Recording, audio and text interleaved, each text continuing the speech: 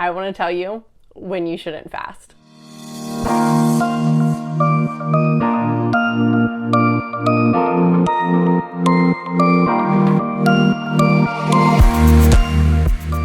Fasting is all the rage. It's been all the rage for the last couple years. Intermittent fasting, all things fasting, for a good reason. There's some benefits behind it, and it's pretty awesome.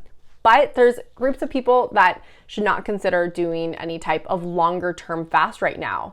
And what I mean by longer term fast, I'm not talking about the 12-hour fast that you do when you stop eating dinner and you eat breakfast. That is not what I'm talking about, because that's normal. That's a great place to start for a lot of people. I'm talking about people who are skipping a full meal like breakfast and they're not eating till like 2 or 3 p.m. that day. There's groups of people that they shouldn't be doing this.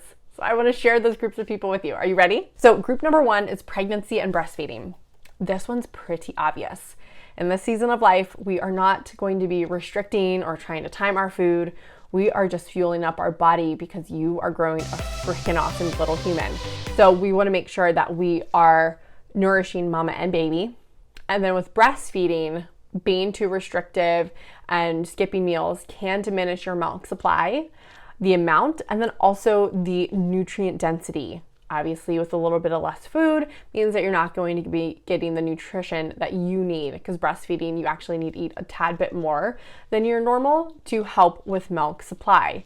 Now, with fasting, it is possible to get the amounts that you need in a shorter time frame. But I find a lot of women who are struggling getting what they need in normal time frames. So, not something that I am crazy about. Number 2 are people that are going through severe blood sugar swings, diabetes, insulin resistance.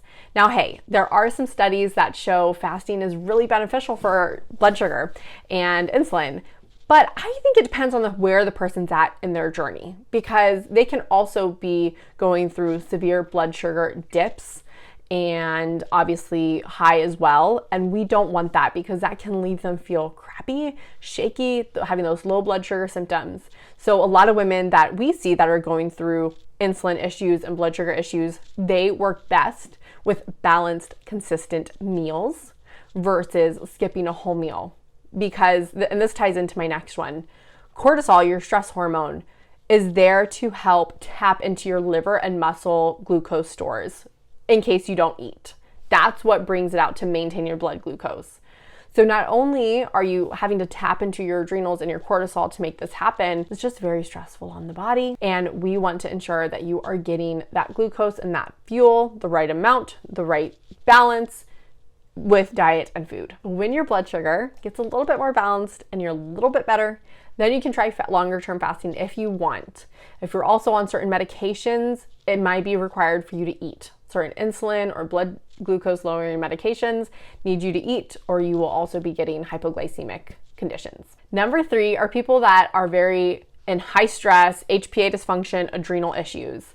Because, as I stated with blood sugar, cortisol is used to tap into our stored glucose in our liver and our muscles to bring it out into our blood to maintain blood sugar. Because when you're skipping a meal, your body's going to get glucose from somewhere. I feel like I gotta repeat myself, but it goes here too.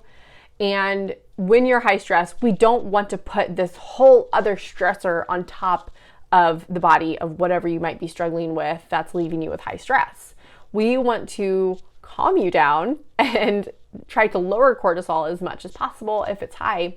And then people who are having HPA dysfunction or their adrenals just aren't pumping out enough cortisol, you might think like, oh yeah, this is a great little thing I can do because I need more cortisol. No, it usually got somewhere to be of a like low functioning adrenals or HPA dysfunction, which is hypothalamus pituitary in our brain, talks to our adrenals.